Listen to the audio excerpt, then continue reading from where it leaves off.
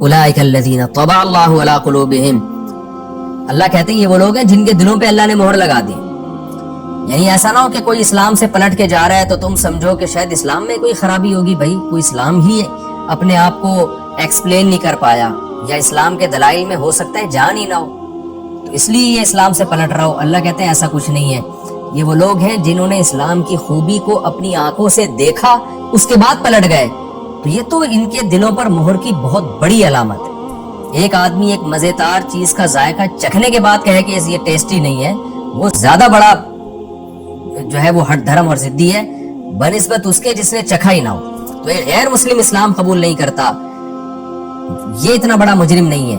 ایک اسلام کی خوبصورتی اور اس کا حسن دیکھنے کے بعد، اس میں طہارت، اس میں حقوق، ایک دوسرے کے حقوق ہیں، اس میں نشہ حرام ہے، اس میں اللہ کی توحید ہے، یہ ساری چیزیں دیکھنے کے بعد وہ اسلام کو چھوڑتا ہے، تو اللہ کہتے ہیں یہ تو وہ بدبخت لوگ ہیں جن کے دلوں پر اللہ نے اسٹیمپ لگا دی، مہر لگا دی، وسم ان کے کانوں میں بھی مہر لگا دی. کیا مطلب یہ حق بات سننے کے قابل بھی نہیں رہے ہیں. وہ ابصارہم، ان کی نگاہوں پہ بھی اللہ نے مہر لگا دی. مہر کا مطلب کہ نگاہیں دیکھنے کے قابل نہیں ہیں، ان کو سیدھا راستہ اب نظر نہیں آ رہا. وَأُولَٰئِكَ هُمُ الْغَافِلُونَ، اور یہی لوگ ہیں غافل. کیا مطلب؟ آخرت سے غافل، بس دنیا کی مستیوں میں پڑ گئے ہیں. لَا جَرَمَ أَنَّهُمْ فِي الْآخِرَةِ هُمُ الْخَاسِرُونَ، کوئی شک نہیں یہی لوگ آخرت میں ہم الخاسرون. ہم کا مطلب اصل خسارے والے، یہ حسر کے ساتھ ہے نا، دوبارہ ہم کا تکرار کیا، یہی لوگ ہیں خسارے والے. یعنی دنیا میں تو عیاشی کر لیں گے لیکن آخرت میں جو اصل برباد ہوں گے وہ تو یہ لوگ ہوں گے، کیونکہ سب سے بڑا خسارہ یہی ہے کہ آپ اسلام کی نعمت ملنے کے بعد آپ اس کو چھوڑ دیں. ثم ان ربک للذین ہاجروا من بعد ما فتنوا. اب چونکہ اس آیت کا ایک شان نزول تھا نا، صحابی رسول تھے جو مکہ میں ان پر اتنا ظلم ہوا کہ انہوں نے ظاہری طور پر اسلام کو چھوڑ دیا، تو بعد میں وہ ٹینشن میں آئے کہ میں کہیں کافر تو نہیں ہو گیا، میرے اعمال برباد تو نہیں ہو گئے. تو اللہ نے ان کو تسلی دی کہ نہیں نہیں نہیں، اگر کسی کو جبر کیا جائے، وہ زبان سے کلمہ کفر کہہ دے، تو اللہ اس کو سزا نہیں دے گا. اور خاص طور پر ان صحابی نے تو بعد میں ہجرت بھی کی، اور ہجرت کر کے نیک اعمال بھی کیے انہوں نے، ان کے لیے اللہ پھر الگ سے تسلی کی آیت نازل کر رہا ہے کہ ثم ان ربک للذین ہاجروا. پھر ایک بات یہ بھی ہے کہ تیرا رب ان لوگوں کے لیے جنہوں نے ہجرت کی، من بعد ما فتنوا، بعد اس کے کہ ان کو مصیبتوں میں ڈالا گیا، مکہ میں اتنے ظلم ہوئے، تو وقتی طور پر تو ٹھیک ہے انہوں نے زبان سے کلمہ کفر کہہ لیا، لیکن ان کی قربانیاں بھی تو دیکھو نا. ان فتنوں میں مبتلا ہونے کے بعد اپنے آپ کو دین پر قائم رکھنے کے لیے، ان کو یہ ڈر تھا کہ ایسا نہ ہو ہم کفر میں ہی چلے جائیں، دین پر قائم رکھنے کے لیے انہوں نے ہجرت کر لی. تو ثم جاہدوا، پھر نبی کے ساتھ مل کے جہاد بھی کیا، وصبروا، اور صبر بھی کیا.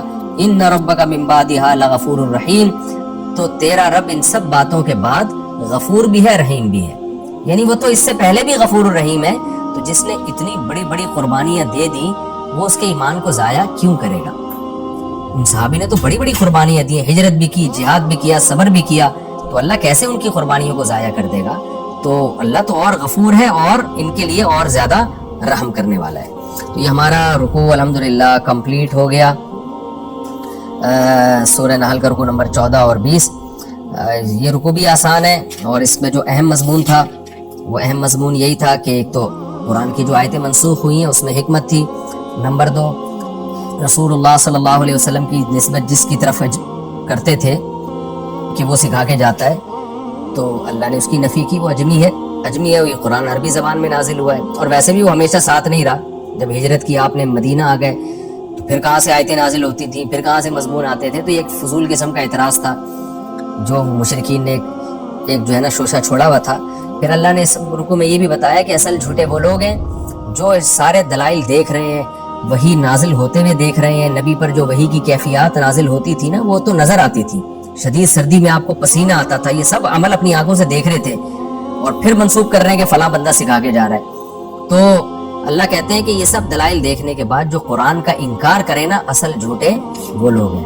پھر اللہ نے یہاں اکراہ کا مسئلہ بیان کیا کہ ظاہری طور پر جبر کی حالت میں اگر کوئی اسلام چھوڑ دیتا ہے زبان سے، دل میں وہ مومن ہے، تو اللہ اس کے اسلام کو قبول کرے گا. تو اس میں ان غیر مسلموں کے لیے بھی ہے کہ جو اسلام قبول کرتے ہیں تو ان کے رشتہ دار ان کو قتل کی دھمکیاں دیتے ہیں. ان غیر مسلموں سے بھی ہم کہتے ہیں، خاص طور پہ جو بچیاں ہیں، لڑکیاں ہیں اپنے گھروں میں، ہندو لڑکیاں، عیسائی لڑکیاں، سکھ لڑکیاں وہ اسلام کو پسند کرتی ہیں، لیکن ان کو ڈر ہے کہ اگر ہم مسلمان ہو گئے تو ہماری سوسائٹی بائیکاٹ کرے گی، ہم بہت مصیبت میں پھنس جائیں گے. تو ان کے لیے بھی اس میں تسلی ہے کہ بھئی آپ تنہائی میں کلمہ پڑھ کے آپ دل سے اسلام کو قبول کر لیں، اور جب آپ کو یہ خطرہ ہو کہ ٹارچر کیا جائے گا تو زبان سے آپ اس کا اقرار نہ کریں. مجبوری میں آپ زبان سے کہہ دیں کہ میں ہندو ہوں، میں سکھ ہوں، میں عیسائی ہوں، لیکن دل میں آپ اللہ سے اپنا معاملہ سیدھا رکھ لیں، اللہ اس کو بھی قبول کر لے گا. تو کتنی بڑی اللہ نے ان غیر مسلموں کے لیے بھی آسانی کر دی. پھر چھپ کے جتنی نماز کی توفیق ملتی ہے آپ پڑھ لیں، جو پڑھ نہیں سکتے بعد میں پھر جب اللہ حالات اچھے کر دے تو اس کو قضا کر لیں آپ. تو یہ اللہ کی طرف سے ایک اجازت ہے، اس میں ان غیر مسلموں کے لیے بھی رحمت ہے کہ اللہ اس طرح بھی قبول کر لے گا. اور جو دل سے اسلام کو چھوڑ دیتے ہیں پھر ان کے بارے میں اللہ نے فرمایا کہ ان کو اللہ معاف نہیں کرے گا، ان کے لیے دردناک عذاب ہے.